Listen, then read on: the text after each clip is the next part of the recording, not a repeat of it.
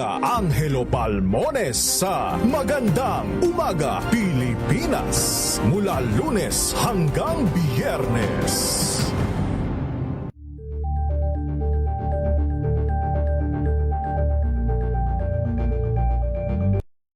Mga balitang gigising sa inyong umaga. Mga balitang kailangan mong malaman. Mapapakinggan sa ACS Balita sa 2x2. Kasama sina Anthony Taberna at Jerry Baha. Lunes hanggang Biyernes. Visayas at Mindanao at maging sa ibang bansa. Luzon, Visayas, Mindanao. Una sa Pilipinas. Una sa Pilipino. Walang advokasiyang maliit, basta't malimit. Maraming salamat. Muling sumasa inyo ang ating palatuntunan special on Saturday. Salamat po sa inyong pagsama sa amin dito sa Executive Session. Mabuhay ang Isang oras na talakayan ang mga usaping may kinalaman sa ating akto. Idulog yun yan dito sa Hoy. Bawal yan. Ang latest happenings at trending sa mundo ng entertainment and lifestyle with favorite stars. Mga kwentong maghahatid ng inspirasyon at aral sa mundo ng Alamin ang mga maiinit na isyung pambayan, mga balitang kailangan mong malaman, usapin sa pamahalaan, politika, ekonomiya at kabuhayan. Ito ang mga dapat mong malaman, pakialaman at pag-uusapan dahil kayo ang tinig ng mamamayan dito sa Damdaming Bayan. Live sa DZRH Radio, DZRH TV at DZRH Digital. Kasama sinalakay Deo Macalma at Elaine Apit. Araw-araw, Lunes hanggang Biyernes. Damdaming Bayan.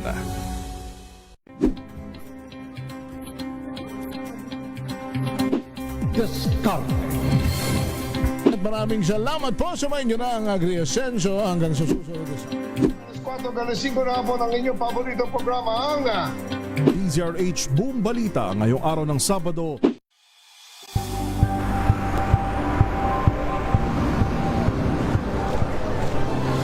ating mga eksperto. Dito lang sa Expert Opinion. Ito ang The Better News. TNVS. Trending and Isang kwento, iba't ibang anggulo. Dito sa Point. Bawat pananagutan ating tatalakayin dito sa Hoy. Bawal yan. Pilipino, dito lang sa latest happenings and trending sa mundo ng entertainment and lifestyle. Ito ang MBC TV Network News. Una sa Pilipinas, una sa Pilipino. Sa lahat ng mga nanonood at nakikinig sa atin. Thank God it's Good evening, Metro at Mega Manila. Magandang gabi Pilipinas, Metro and Mega Manila. Pilipinas Extension sa DZ. Teens PMAP Makatao Awards for Media Excellence. Best AM Radio News Program. Kasama sina Kyle Bunyas at Yuel Reyes. DZRH Boom Balita. Balita. Nagbabagang mga balita at sumasabog na mga expose. Naglalagablab na ulat ng mga mobile unit reporter. DZRH Boom Balita. Mainit, malaman, sagisag ng katotohanan. DZRH Boom Balita. Boom Balita. Magandang hapon Pilipinas sa ulo ng ating mga balita. Ilang lugar sa Metro Manila nakaranas ng pagbaha matapos bumuhos ang ulan. Low pressure area sa loob ng Philippine Area of Responsibility. Tumaas ang tsansang maging bagyo. Presyo ng liquefied petroleum gas tumaas. Petrolyo inaasahan namang may rollback sa susunod na linggo. Ombudsman Boying Remulla inaasahan na ang pagpayag ng Sandigang Bayan na makapagpiyansa si dating Senador Bong Revilla tila tinrabaho umano. 3 Pinoy seafarer patay sa pag-atake sa Northern Black Sea. Isa pa nawawala ayon sa Department of Migrant Workers. Philippine Coast Guard pinag-iingat ang mga mangingisda sa posibleng pagbagsak ng debris mula sa rocket launch ng Kaso laban sa minor de edad na nanaksak ng kaklase sa Las Piñas inihahanda na. Commercial area sa Bahay Toro, Quezon City nasunog. At Filipina tennis ace Alex Ayala umabante na sa semifinals ng Mubadala DC Open.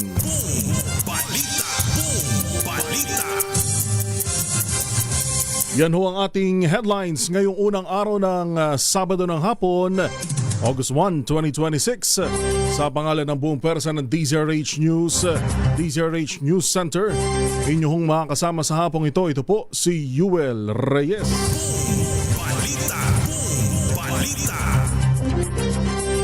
Sa detalye ng mga balita.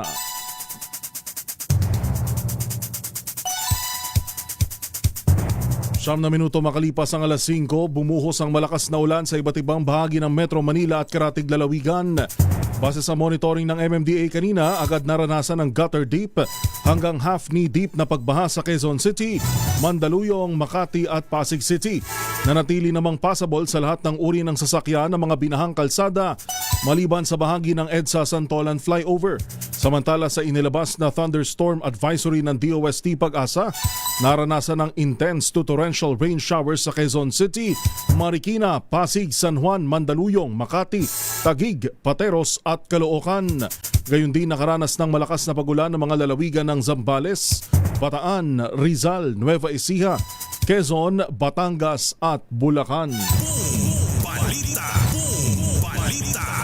Samantala, hingi naman tayo ng update sa MMDA Metro Base. Kasama na natin si Sir Joel Bahe. Sir Joel, magandang hapon po. Magandang hapon din sa inyo, Sir Yuel, at sa lahat po ng mga nakikinig sa DZRH. Yung huling kalagayan ng trapiko natin ngayon, lalo na nga yung EDSA, itong southbound lane ng EDSA, paglampas pa lang ng Kaingin Road, nakakaranas na ng bahagyang pagbabagal hanggang sa may U-turn slot ng Bansalangin. Maluwag yung West Avenue hanggang Quezon Avenue. Maging yung mga tutungo dito sa may Timog Avenue, wala naman silang madadaan ng anumang pagbabagal. Magsisimula uling bumagal yan pagdating dyan sa may Kamuning, patungo na dito sa may Santolan, patungo ng Connecticut, Ortigas, mabagal po yan. Yung Ortigas flyover, patungo ng Meralco Avenue at Lanuza Avenue, nagkakaroon din ng pagbabagal. Yung Ortigas flyover naman sa may EDSA, moderate traffic lang yan hanggang sa intersection naman ng Shaw Boulevard. Maluwag paglampas dyan sa intersection ng Shaw, patungo ng Boni hanggang sa Guadalupe. Maluwag din sa may Estrella hanggang sa may Buendia. Bahagyang bumabagal naman pagsapit dyan sa may Ayala Avenue, patungo ng Magallanes. Maging sa may Evangelista, nagkakaroon tayo ng moderate traffic hanggang sa may Taft Avenue. Sa kabilang panig naman ng EDSA northbound lane, mabagal din sa may FB Harrison hanggang sa Taft Avenue. Maluwag sa may tramo patungo ng Magallanes hanggang Pasay Road. Nagkakaroon ulit tayo ng konting pagbabagal pagsapit dyan sa may Ayala Avenue hanggang sa may Buendia. Tuloy-tuloy naman yung usad sa may Kalayaan Avenue patungo po dyan sa may Guadalupe. Pero yung pagtungtong po dyan sa may Guadalupe Bridge, dyan po nararanasan yung moderate to slow moving hanggang sa may Ortigas. Maging sa may White Plains Avenue, mabagal din yan patungo na dito sa may Aurora Boulevard.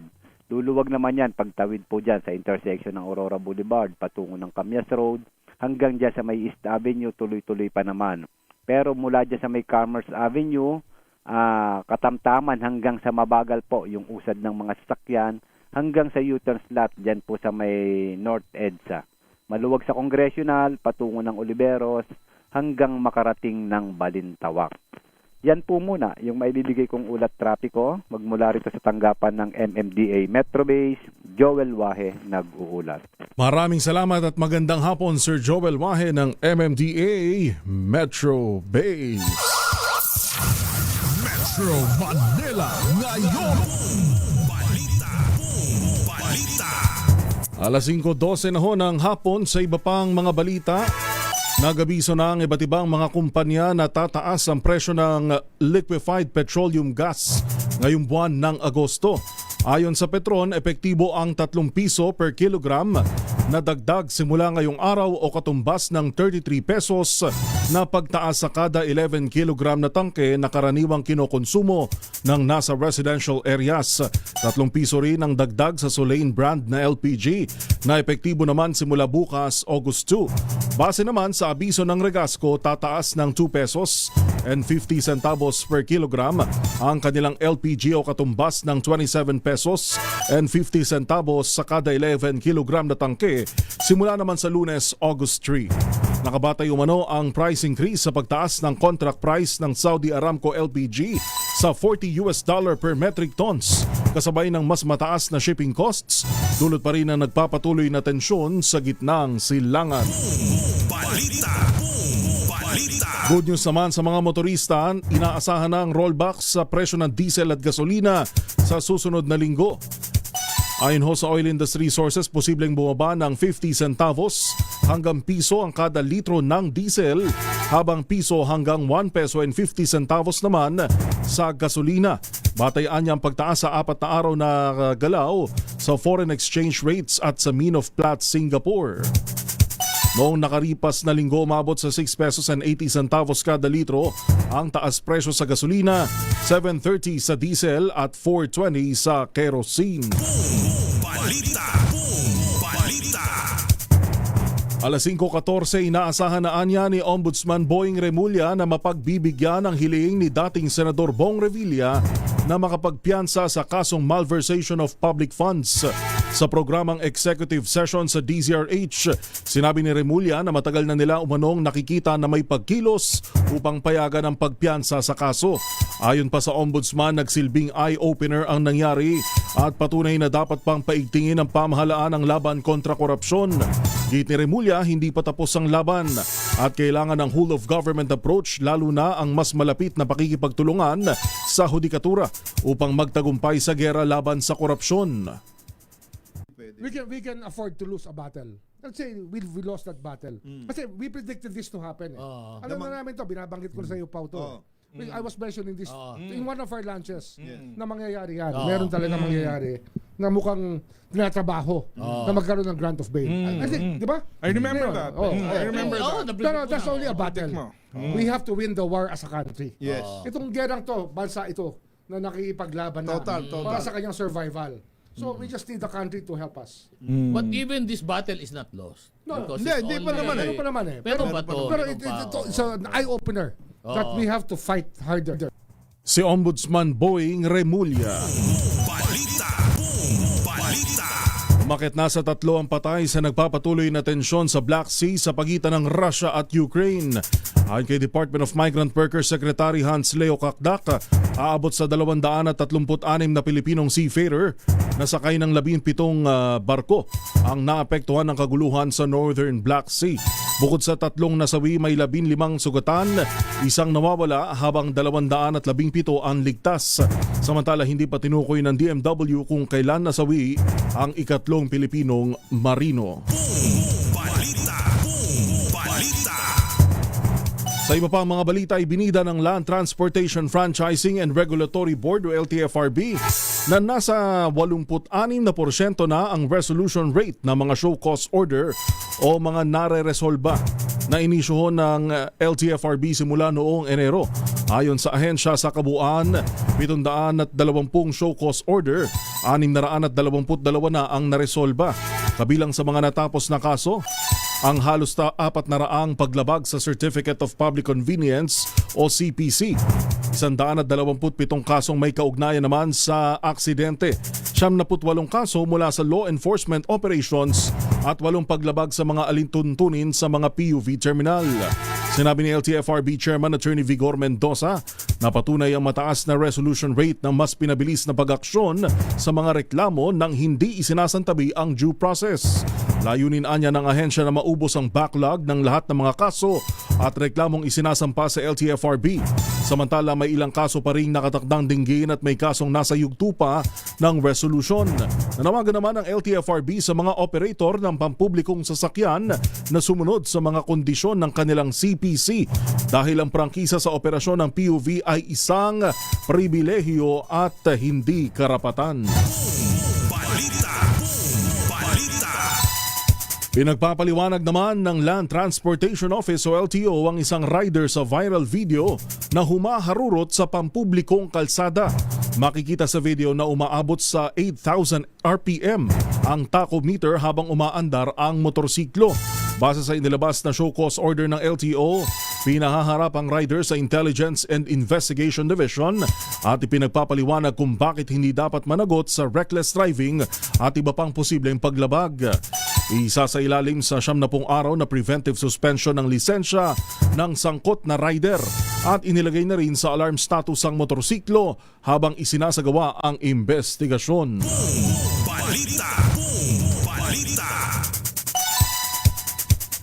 Alas 5:18 ho ang oras. Sa atin hong pagbabalik, ang Philippine Coast Guard may babala. Pinag-iingat daw ho mga mangingisda sa isasagawang rocket launch ng China. Kailan ba? Kailan ba isasagawa yung rocket launch na yan? Ating alamin sa pagbabalik ng DZRH Boom Balita. Inyo pa rin hong nakakasama. Ito ho si Yuel Reyes. Pilipinas ang oras, 19 na minuto makalipas ang alas 5. This time... Wow, ang saya. Isang barangay na labada, puro mancha pa. Goodbye, pahinga. Mommy, isang laba lang yan sa Pride Bar Blue. May powerful stain-away enzymes na malupit sa dumit mansya. At di masakit sa kamay. Isang laba lang yan. Hello, pahinga. Hello, Pride Bar Blue. ACS. Tanggaling-galing mo. Smart dishwashing paste ko. Pritong ulam na masebo. Plato ng kaldero. Tanggaling for everyday. Ganyan pag smart ang dishwashing paste. May double tanggaling formula. Tanggal ang sebo, tanggal ang bakterya. Pahit para walang bahid. Linis fantastic sa metal at plastic. Number 1 ko to. Tanggaling-galing mo. Smart dishwashing paste. ACS. Tinesting, sinuri, siniyasan. Ang resulta? Super effective ang Shield sa pagpatay ng bakterya at virus. Shield Antibacterial Soap. Believe ang mga eksperto sa Philippine Nurses Association. At si Mami. Tiwala ako sa Shield. Shield Antibacterial Soap. Napatunayang mabisa. Ang mga nurse, tiwala. ACS. May arte? May budget? Akala nyo lang yon. So solid! White Rose Papaya, wow! White Rose! White Rose Papaya, wow! White Rose! White Rose Papaya! May glow up with White Rose Papaya! White Rose Papaya. May puti power times 2 kasi may papaya at niacinamide. May shea butter and tea tree oil pa. Kutis sulit ang glow up. Glow up with White Rose Papaya! White Rose Papaya. Kutis sulit ang glow up. ACS. Oh, so good! Romeo, so tanghon! So bagay sa bawat celebration. So easy, so dummy. Romeo, so tanghon! Kumea, so tanghon. So good, so tanghon. Galalala, Falcon! Galalala, Falcon! Ang bango ng sampayan, tara na magsayawan! Kalafagton, amoy nakaka-joyful. God has helped us really develop that attitude of gratitude because we have so much to be thankful for being here in Canada. So we are here with MX3. I get to be so active in sports, but also doing this line of work. Even when we travel, when we bring MX3 with us, it's really helping us a lot. It's a must-have. Yeah. We never leave home without it. MX3 is our supplement of choice. Dito kami bilib. Mahalagang paalala, ang MX3 capsule ay hindi gamot at hindi dapat gamitin panggamot sa anumang uri ng sakit. Galalala,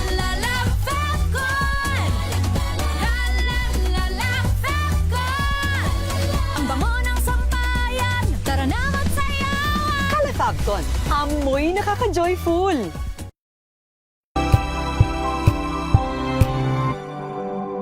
Tambalang Anthony Taberna at Jerry Baha ang gigising sa inyong umaga dahil lalatay ang humahagupit na diskusyon at komentaryo Lunes hanggang Biyernes sa 2x2. RH at RH TV. Sa pool, Sabado. Sabi ng misteryo ngayon pong Sabado, ano po? Ito ay bunsod ng naitalang 17 individual na ang kanilang naaresto. Ang Metro Manila Development Authority o MMDA ang No Contact Apprehension Policy o NCAP sa Metro Manila. Sa ang ilang mga dokumento ay peke. Hindi rin legal ang employment na ipinangako sa kanila. Sa mata ng batas, mananagot ang sangkot at may sala. Dahil sa bawat paglabag, may karampatang parusa. Alamin ang mga pananagutan sa likod ng mga bawal. Dito sa Hoy! Bawal Yan! Tuwing Sabado, alas 11:30 ng umaga. Dito lang sa DZRH TV.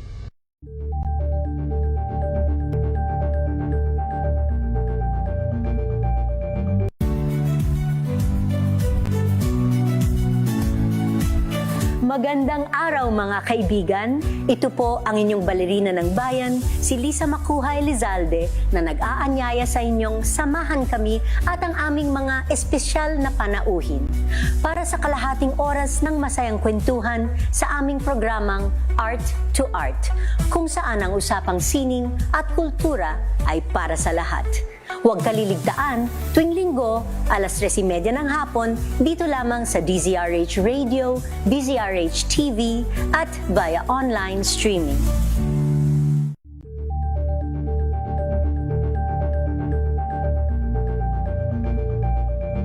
We've got you covered. From the hottest hits, exclusive interviews, Awards for Media Excellence, Best AM Radio News Program. Kasama sina Kyle Bulyas at Yuel Reyes. DZRH Boom Balita. Boom Balita.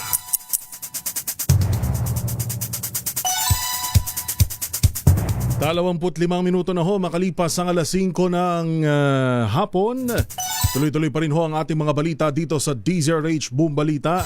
Inyo pa rin nakakasama, ito ho si Yuel Reyes. Balita. Boom Balita. Sumiglab ho ang sunog sa isang gusali. Commercial area ho ito sa Barangay Bahay Toro sa Quezon City ngayong Sabado ng hapon. Alamin natin ang update mula kay RH23 Edwin Duque. Edwin, naapula na ba?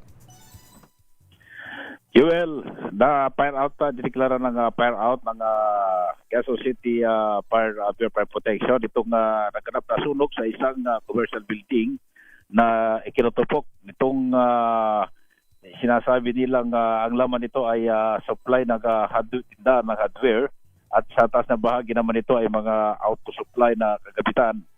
Ito'y naganap kanina, itong sunog bandang alas 2 hapon. At bandang alas 4 naman naghapon din matapos yung 2 oras na sunog ay diniklara itong fire out. Pero hindi na nailigtas yung mga kagamitan sa pangalawang palapag. Halos matupok lahat at nadamay pa yung ilang bahagi nitong ground floor nitong building sa may kanto ito mismo ng Mindanao Avenue sa may Road 20, Barangay Bahay Toro dito sa Quezon City. At yung southbound itong Mindanao Avenue at itong mismo lugar ay maluwag ng nadadaanan pero nagkakaroon pa rin ng pinaka-mapping operation para makita kung magkano yung kabuang pinsala nitong sunog na ikinadamay din halos nitong bentahan, itong tindahan din ng gulong na halos magkatabi pero dahil mataas yung firewall hindi na nakadamay pa doon sa ibang mga establishmento na halos katabi, no? Pero ganun pa man ay wala namang nasaktan dito sa naganap na sunog at inaantay na lang natin kung magkano yung deklara ng Bureau of Protection, kung magkano ang buong pinsala nitong naganap na sunog. Umabot lamang ito ng second alarm at hindi na ito nadagdagan pa dahil mabilis namang napula at hindi na kumalat pa. Edwin, Kasi nga, report, Edwin, mabuting ma-emphasize daw sa walang nadamay na kahit anong gulong. Kasi alam mo naman, sa karanasan mo, pag nasunog yung gulong, ang tinding ang sakit sa ilong yan. Oo, yun nga ang tinutukan kanina dahil kung itong kabilang building, itong mismo na sunog, eh wala na rin magawa dahil halos sunog na. Kaya tinutukan ng mga pamatay sunog, itong katabing building na benta ng gulong, pero naamoy pa rin. Pero dahil mataas yung firewall, ito yung pumigil sa magkabilang banda nitong building, kaya hindi na kumalat pa. Hindi rin umabot, kumbaga, o binasa ng mga bumbero yung gulong para in case na umabot yung apoy. Dito kasi kapag ito nadali, mas malawak pa yung posibleng pinsala na sunog. Kahit parang sabi nga, kapag nasunog ang goma, habang binubugahan mo ng tubig yan, lalong nagliliyab. Kaya buti na lamang yung firewall sa pagitan nitong hardware ay medyo mataas, pero yung bubong ng bubong ay may nadama dahil yung pinakakisami nito ay plywood o lawanit. Kaya gumapang, pero hindi naman buong building na ay napinsala. Edwin, yes. Maiba tayo sa lagay ng panahon, kahit malakas yung ulan, nagkasunog. Kamusta sa QC? May bahagi naman ng QC na hindi na umulan. Kanina umambon lang din na bigla, no, malakas dahil sa itim na. Pero ang yung itim ng kalangitan na yan dito sa may bahagi ng north at bahagi ng Bulacan, may ilang bahagi na umulan. Pero agad ding tumigil. At sabi nga, dapat tinuloy-tuloy. Para hindi na, pero nakatulong sana. Mabilis. Hindi kasi para sa may bahagi ng Kamanaba, may bahagi ng umulan. Dito sa may bahagi ng sentro, sa may Monumento, hindi naman umulan. So may mga lugar lang nasakop ng maitim na kalangitan kanina, bumagsak yon, naging ulan. Pero sa lakas ng hangin, Joel, ay napalig doon sa ibang lugar at yan ay papunta sa bahagi ng Bulacan. Kaya mabilis lang, napakabilis. Hindi siya tumagal at hindi rin siya masyadong nakabasa sa ilang mga lugar na sentro nung naturang ulan. Pero ngayon, wala na. Maliwanag na yung panahon, yung kalangitan, wala nang mga anumang banta ng pag-ulan. Pero yung pag-ambon ay hindi pa rin mawawala. Pero sa tingin ko, ibang-iba na tulad kanina na maitim. Akala natin talagang napakalakas ng buhos. Pero ngayon, nagliwanag na yung kalangitan. Alright. Yan na, yun ating update. Mula pa rin sa Quezon City, Aris 23 at 22 kinagulat sa DZRH. Una sa Pilipinas, una sa Pilipino. Balita. Maraming salamat RH23 Edwin Duque. Ay, maraming salamat sa may nagpapaabot na ng mensahe kay Mr. Gabby Andal. Maraming salamat ho. At sa mga may nag-message din maraming salamat po sa nagpapaabot ng kanilang maagang pagbate. Maaga pa naman. Di pa tayo tatanda kaagad.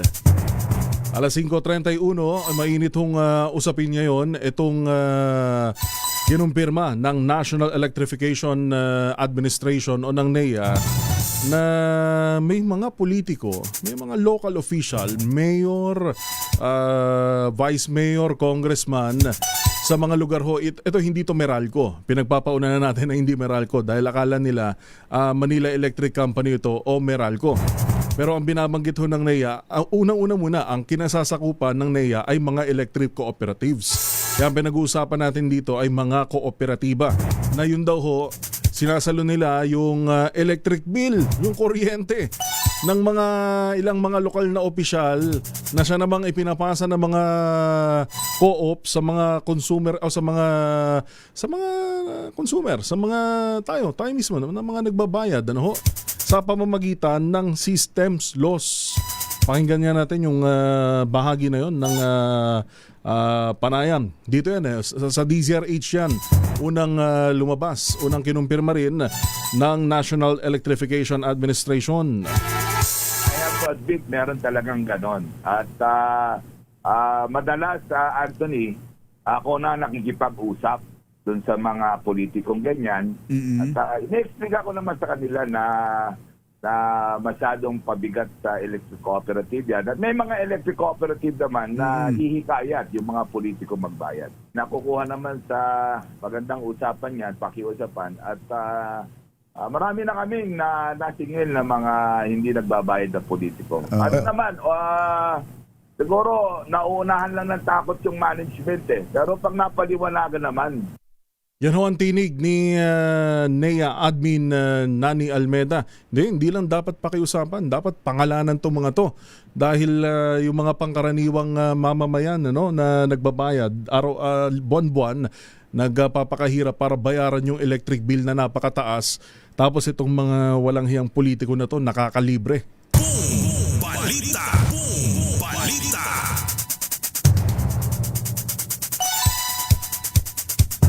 Alas 5:33.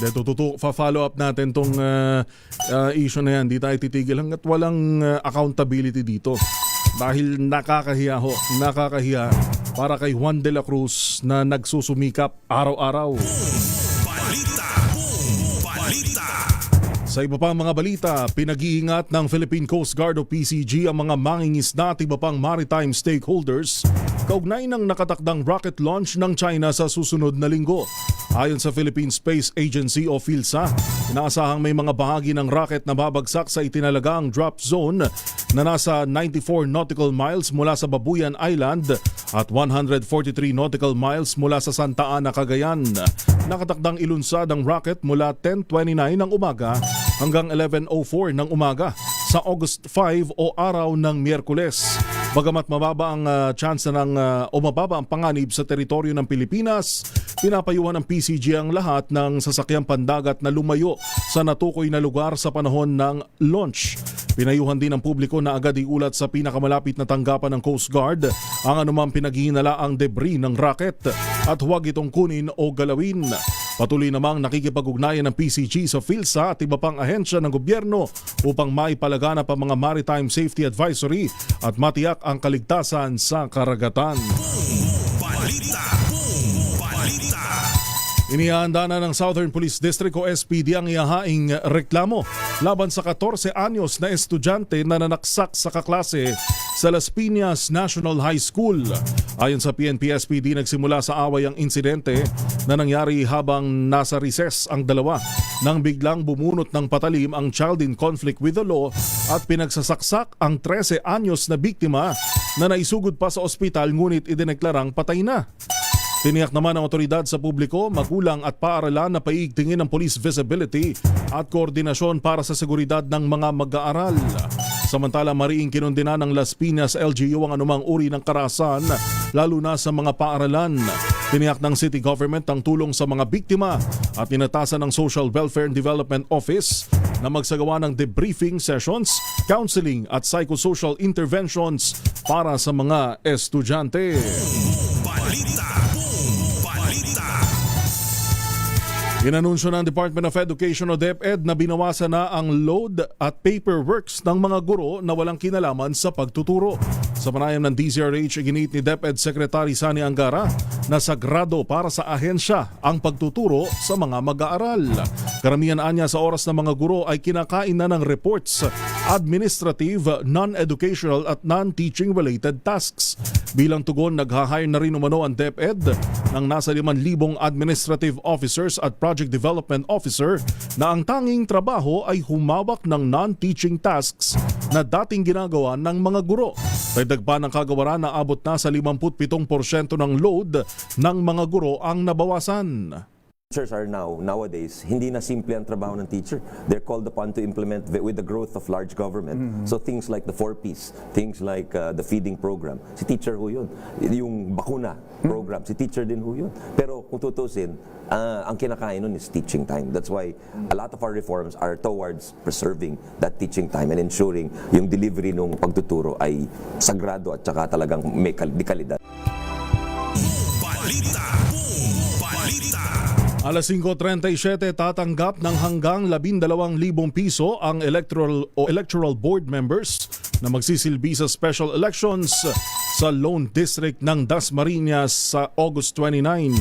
Ayon sa COMELEC, 12,000 pesos ang matatanggap ng EB chairpersons, 11,000 naman para sa mga miyembro at 5,000 para sa support staff. Kinakailangan mabayaran ng honoraria sa loob ng 15 calendar days mula sa araw ng special elections. Magugunitang binakante ni dating Congressman Kiko Barzaga ang posisyon matapos mapatalsik ng Kamara dahil sa disorderly behavior, conduct unbecoming of a member at paglabag sa House Code of Conduct. Balita. Balita. Alas 5:37 ng hapon, babalik pa ho tayo sa iba pang mga balita at update sa naun siyame. Pera na sana wage hike na sana pero naun siyame pa. Ay may susunod daw ho na hakbang ang Department of Labor and Employment at alamin natin ano ba yung hakbang na yan sa ating pa ring pagbabalik. Ito pa rin hong nakakasama, ito po si Yuel Reyes. Muli Pilipinas ang oras, alas 5:38. Ang oras na yan.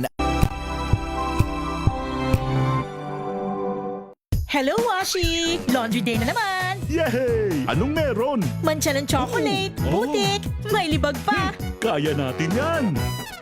With Pride Washing Machine Detergent, may triple stain away formula. Tanggal ang makapit, madikit, at malupit na dumikmancha. Kaya easy-easy ang labada. Mula noon hanggang ngayon. All you need is pride. All you need is pride. ACS. Maulan man, no worries na amoy kulog ang damit. Charm Fab Con. Bangong kumakabloom. Tanggal amoy kulog sa bango ng Charm. Kaya gamit ko, Charm Fab Con with Bloom Fresh Technology. Kills 99.9% of kulob-causing bacteria. May aroma burst pa of thousands of flowers and berries. Ang sampay sa loob, no amoy kulob. Bangong kumakabloom sa Charm. Charm Fab Con. ACS. Sa lahat ng bagay, simula pa lang, siguraduhing max protection na. Kasi pag kulang ang proteksyon, baka madaling masira. Sa ngipin, dapat may max protection din. Max Alaga ng Unique Toothpaste. With Max Protect Formula. Help stop cavities before they start. While keeping breath fresh. Try Unique Maximum Fluoride Protection. Para Max Alaga, Max Protektado. ACS.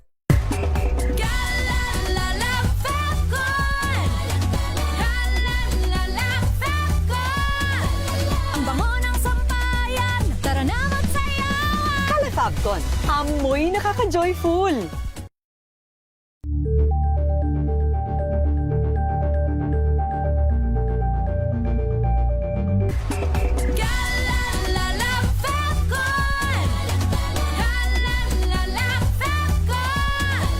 Ang bango ng sampayan, tara na magsayawan! Kala Fabcon, amoy nakaka-joyful!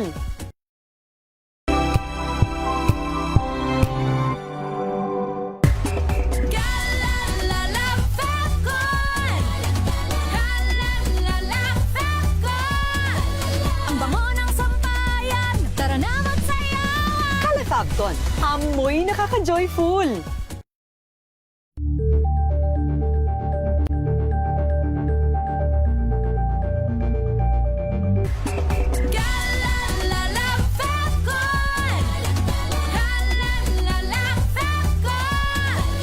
Ang bango ng sampayan, tara na magsayawan! Kala Fabcon, amoy nakaka-joyful!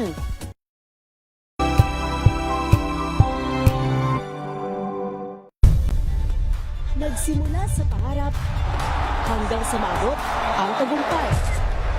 Iba't ibang kwento, iba't ibang mukha ng atletang Pilipino. Mas pinatindi, mas pinalakas, at mas pinaaksyon sa Match Point tuwing Sabado, 12:30 ng tanghali sa DZRH TV.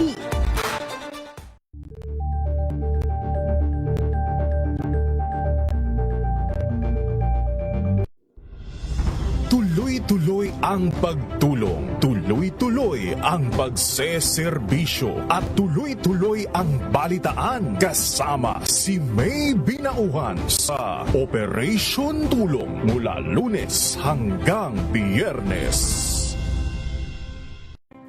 Visayas at Mindanao at maging sa ibang bansa. Luzon, Visayas, Mindanao. Una sa Pilipinas. Una sa Pilipino. Walang advokasiyang maliit, basta't malinit. Maraming salamat. Muling sumasa inyo ang ating palatuntunan special on Saturday. Salamat po sa inyong pagsama sa amin dito sa Executive Session. Mabuhay.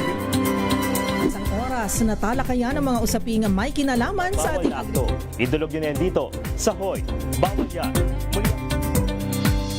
Ang latest happenings at trending sa mundo ng entertainment and lifestyle, their favorite stars. Mga kwentong maghahatid ng inspirasyon at aral sa mundo ng Ngayong ika-87 taon ang kauna-unahang himpilan ng radyo sa Pilipinas, ang DZRH, patuloy pa rin magbabalita. Makatao Awards for Media Excellence Best AM Radio News Program. Kasama sina Kyle Bunyas at Yuel Reyes. DZRH Boom Balita. Boom Balita. Boom Balita. Boom Balita. Alas 5:30 o 4:43. 5:43 na ho ng hapon, ang bilis ng oras. Tuloy sa ating mga balita. Kinuwestiyon ng Department of Labor and Employment o DOLE ang temporary restraining order o kukwestiyonin ng DOLE ang TRO na inilabas ng Pasig RTC upang pigilan ang pagpapatupad ng 85 na minimum wage increase sa Metro Manila. Ayon kay Labor Secretary Francis Tolentino, makikipag-ugnayan ng DOLE, National Wages and Productivity Commission at Regional Tripartite Wages and Productivity Board sa Office of the Solicitor General upang ipagtanggol sa korte ang bisa ng wage order. Nilinaw naman ni Tolentino na ang mga manggagawang nakatanggap na ng dagdag sahod ay hindi na kailangang isauli ang kanilang natanggap. Dagdag niya, hindi rin maaring kaltasan ng mga employer ang wage differential sa mga susunod na sweldo ng kanilang mga empleyado. Ang TRO ay nilabas matapos maghain ng petisyon ang dalawang construction firms na kumukwestiyon sa legalidad ng wage order. Maring itinanggi ni Department of Health Secretary Jose Briggs Pujalte Jr. ang kumakalat na balitang nagsusugal siya. Ito'y matapos ang formal complaint laban sa kalihim dahil umano sa pagkakasangkot nito sa gambling activities. Sa inilabas na pahayag ng DOH, nilinaw ni Pujalte na ang pagpunta niya sa isang hotel noong July 20 ay bahagi ng kanyang opisyal na tungkulin kung saan dumalo siya sa pagpupulong kasama ang mga opisyal ng Masbate at Sorsogon para sa tulong sa mga pampublikong ospital sa rehiyon. Nauna rito, inakusahan si Pujalte ng paglabag sa Section 14A ng Presidential Decree 1869 na nagbabawal sa mga opisyal na magsugal sa mga kasino, gayon din sa Code of Conduct and Ethical Standards for Public Officials and Employees. Si Pujalte ang itinalaga ni Pangulong Ferdinand Marcos Jr. bilang kalihim kapalit ni Dr. Ted Herbosa na nagbitiw sa pwesto.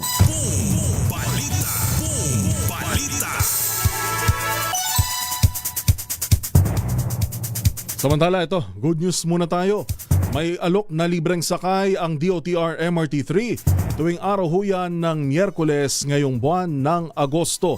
Ito'y bilang pakikiisa sa pagunita ng Philippine Identification System Act. Ipatutupad ang libreng sakay sa August 12 o August 5 muna. Ngayong darating na linggo huyan tuwing araw ng Miyerkules. Ito yung mga date, ilista nyo na. August 5, August 12, 19 at August 26 mula huyan alas 7 ng umaga hanggang alas 9 na magpapatuloy naman mula alas 5 hanggang alas 7 ng gabi o rush hours. Kinakailangan lamang ipakita ang National ID, Digital ID o e-Feel ID para ma-avail ang libreng sakay. 14 na minuto bago alas 6 ng gabi sa ating pagbabalik. Mga chapsuy na balita mula sa mundo ng negosyo, sports, syempre showbiz at sa ibayong dagat ay may maghahatid sa atin. Ba, sino sila? Sa atin hong pagbabalik Meron na lamang ho tayong 13 minuto bago mag-alas 6 ng gabi.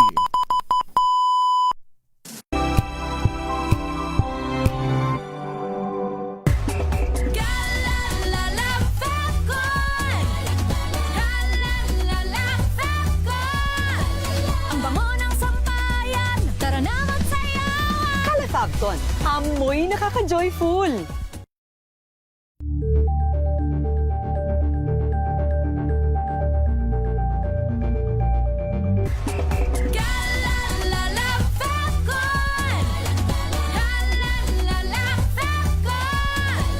Ang bango ng sampayan, tara na magsayawan! Fabcon, amoy nakaka-joyful!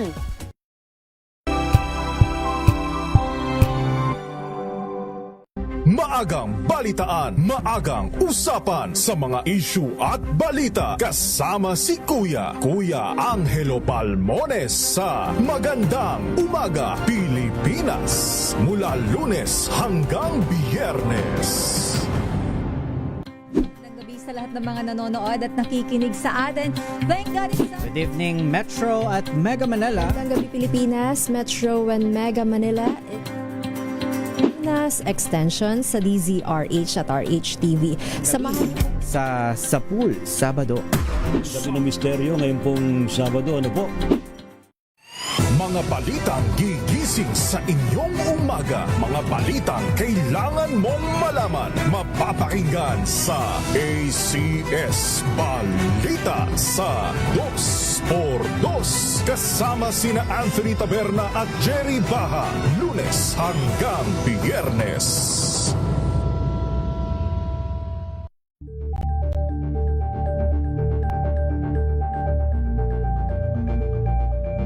Alamin ang mga maiinit na isyung pambayan, mga balitang kailangan mong malaman, usapin sa pamahalaan, politika, ekonomiya at kabuhayan. Ito ang mga dapat mong malaman, pakialaman at pag-uusapan dahil kayo ang tinig ng mamamayan dito sa Damdaming Bayan. Live sa DZRH Radio, DZRH TV at DZRH Digital. Kasama sinalakay Deo Macalma at Elaine Apit. Araw-araw, Lunes hanggang Biyernes. Damdaming Bayan.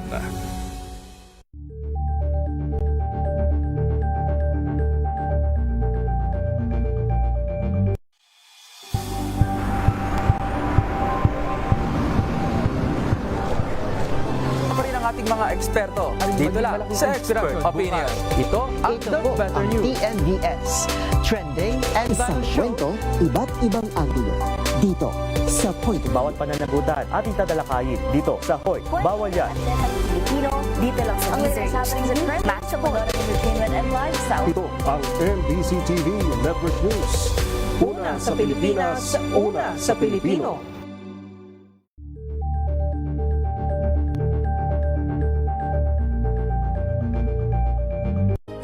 Na ang gantingan para sa kalikasan.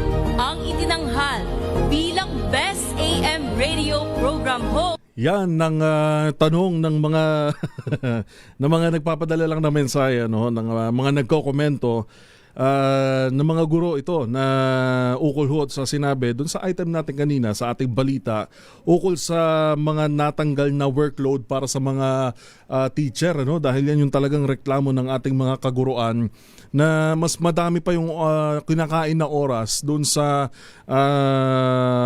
wala namang kinalaman sa pagtuturo. At ang sabi nga ho ng DepEd kanina ni DepEd Secretary Sani Angara sa interview ito ng DZRH dito mismo na bumaba o nabawasan na ng 57% ang mga paperworks ng mga guro o yung mga administrative tasks. Ang tanong ng mga ng mga kaguruan, mga nagpapadala lang ng mensahe, sinong teacher daw yung binawasan ng 57%? Narito ang mga sari-sari at mga halo-halong balita. Balitang showbiz, balitang sports, balitang pangkalusugan, balitang karumaldumal, balitang kahindik-hindik, at balitang nakakatuwa. Dito lamang sa ating mga chapsuy na balita. Mga chapsuy na balita. Para sa ating mga chapsuy na balita, unahin na natin sa Ibayong Dagat na ihatid sa atin ng ating classmate na si Michelle Dacer. Michelle, anong ganap sa Ibayong Dagat? Nauwi trahedya ang pagdagsa ng libu-libong migrante sa Ceuta, Spain matapos masawi ang hindi bababa sa 57 katao habang tinatawid ang katubigan mula Morocco nitong nakaraang Huwebes. Ayon sa Interior Ministry ng Spain, tinatayang nasa 50,000 migrants ang pumasok sa Ceuta sa loob lamang ng isang araw upang maghanap ng mas ligtas na pamumuhay at mas magandang oportunidad sa Europa. Pagsapit ng Biyernes ng gabi, mahigit 48,300 migrants ang nagpasyang bumalik sa Morocco dahil sa kakulangan ng pagkain, tubig, matutuluyan at iba pang pangunahing pangangailangan. Nagpatupad na ang Spain at Morocco ng mas mahigpit na seguridad sa border gates upang mapigilan ang panibagong pagpasok ng mga migrante at maibalik ang kaayusan sa lugar. Patuloy namang iniimbestigahan ng mga otoridad ang insidente habang nananawagan ng mga humanitarian group ng mas ligtas at makataong pagtrato sa mga migrante. At yan ang balita sa Ibayong Dagat. Mula sa Cavite State University Main Campus, ito si Michelle Dacer, nag-uulat para sa DZRH, una sa Pilipinas, una sa Pilipino. Chapsuy na balita. Chapsuy na balita. Maraming salamat, classmate Michelle Dacer sa balita sa Ibayong Dagat. Samantala, sa balita naman sa mundo ng negosyo, iatid sa atin ni classmate John Alumno. John, anong latest? Posibleng bumagal ang inflation rate ng Pilipinas para sa buwan ng Hulyo. Ayon sa Bangko Sentral ng Pilipinas, maglalaro ito sa pagitan ng 5.6% at 6.6% o bahagyang mas mataas kumpara sa 6.4% noong Hunyo. Ang posibleng pagbagal ng inflation rate ay buhat umano ng mas mababang presyo ng ilang mga pangunahing bilihin sa bansa. Ang pagbilis naman ito ay maaaring bunga ng pagtaas ng presyo ng petrolyo, kuryente at pagbaba ng halaga ng piso kontra dolyar. Samantala, ang pressure sa pagtaas ng bilihin ay inaasahang magre-resolba sa pamamagitan ng mababang presyo ng food commodities kabilang ang bigas, prutas at gulay. May positibo namang pananawang BSP para sa mga negosyante sa kalagitnaan ng 2027. Batay sa Business Expectation Survey, may optimistic outlook ang BSP sa pagtaas ng demand ng bilihin at serbisyo, kasabay ng posibleng pagbaba ng tensyon ng giyera sa pagitan ng US at Iran na nakakaapekto sa local business environment ng bansa. At iyan ang balita sa mundo ng negosyo mula sa Cavite State University Main Campus. Ito si John Alumno, nag-uulat para sa DZRH. Una sa Pilipinas, una sa Pilipino. Chapsuy na balita. Chapsuy na balita. Thank you, John Alumno. Ay, sana nga talagang magtuloy-tuloy na, no? Dahil sumipa sa 7.2 yan nung March yung inflation rate dahil sa gulo pa rin sa Middle East. Sana nga magtuloy-tuloy ng bumaba. Samantala sa balitang sports, ito yung ating kinaka-proud ho mula pa kaninang umaga. Ang update mula kay Alex Ayala na nanalo ho sa Mubadala DC Open kaninang umaga. Na siya namang may susunod na laban. Sino ba ang susunod na makakaharap ng ating Filipina tennis ace Alex Ayala? Val. Haharapin ng Pinoy Pride na si Alex Ayala sa unang pagkakataon ang 4-time Grand Slam champion na si Naomi Osaka sa semifinal sa Mubadala DC Open bukas. Ito ay matapos lamunin ni Ayala ang world number 10 na si Elina Svitolina sa kanilang pagtatagpo sa quarterfinals na ginanap kaninang alas 7 ng umaga. Nauna nang nakapasok si Osaka sa last 4, kasunod ang paghaharap nila ng pambato ng Italy na si Elisabetta Cucciaretto kahapon. Samantala, bago pa man magsimula ang laban ng Eyalas Vitolina, nagpahayag na si Osaka ng interes na makatapat ang Filipino rising star at inaming sinusubaybayan nito ang mga kaganapan sa paglalakbay ng dalaga sa mundo ng tennis. Ayon naman kay Ayala, kinikilala at nirerespeto niya ang impluwensya ng pambato ng Japan sa loob at labas ng court at excited na siya sa kanilang pagtatapat. At yan ang balitang sports mula sa Cavite State University. Ito si Val Cani, nag-uulat para sa DZRH, una sa Pilipinas, una sa Pilipino. Thank you, Val Cani. Chapsuy na balita. Chapsuy na balita. Eto na, sa atin namang balitang showbiz, ihatid sa atin ni Angel Lagman. Classmate Angel, anong latest? Umani ng papuri ang Instagram post ng aktres na si Maymay Entrata matapos niyang ibahagi ang mga litrato sa kanyang Palawan getaway with boyfriend Joaquin Enriquez. Sa naturang post, makikita ang sweet moments ng magkasintahan habang nag-e-enjoy sa kanilang bakasyon. Gayun din ang ilan pang sexy snaps ng aktres suot ang kanyang yellow bikini. Agad naman itong napansin ng kanyang mga fans na humanga sa kanyang beach-ready look. Ilan sa mga komento ng netizens ay nagsabing gwapa ang aktres bilang papuri sa kanyang kagandahan sa mga larawan. Sa kasalukuyan, umabot na sa halos 200,000 reactions ang post ng aktres at dating PBB Big Winner. At yan ang balita sa mundo ng showbiz mula sa Cavite State University Main Campus. Ito si Angel Lagman, nag-uulat para sa DZRH, una sa Pilipinas, una sa Pilipino. Chapsuy na balita. Chapsuy na balita. Thank you, classmate Angel Lagman, na inyong napakinggan na nagatid sa atin ng balitang showbiz. Pinag-comment dito, napaka-photogenic ba ang term? O telegenic? Maraming salamat sa ating classmates na sina Michelle, John Alumno, Val Cani at Angel Lagman. Chapsuy na balita. Chapsuy na balita. Nagbabagang mga balita at sumasabog na mga ekspose. DZRH. Boom! Balita! Boom! Balita! Balikan natin ang ating headlines. Ilang lugar sa Metro Manila nakaranas ng pagbaha matapos bumuhos ang ulan. Low pressure area sa loob ng Philippine Area of Responsibility. Tumaas ang tsansang maging bagyo. Presyo ng LPG tumaas. Petrolyo inaasahan namang may rollback. Ombudsman Boying Remulla inaasahan na umano ang pagpayag ng Sandigang Bayan na makapagpiyansa si dating Senador Bong Revilla. Tila trinabaho umano. Tatlong tripulanteng Pilipino patay sa pag-atake sa Northern Black Sea. Isa pa nawawala ayon sa Department of Migrant Workers. Philippine Coast Guard pinag-iingat ang mga mangingisda sa posibleng pagbagsak ng debris mula sa rocket launch ng China. Kaso laban sa minor de edad na nanaksak ng kaklase sa Las Piñas, inihahanda na ng mga otoridad. Commercial area sa Bahay Toro, Quezon City nasunog. At Filipina Tennis Ace Alex Ayala umabante na sa semifinals ng Mubadala DC Open.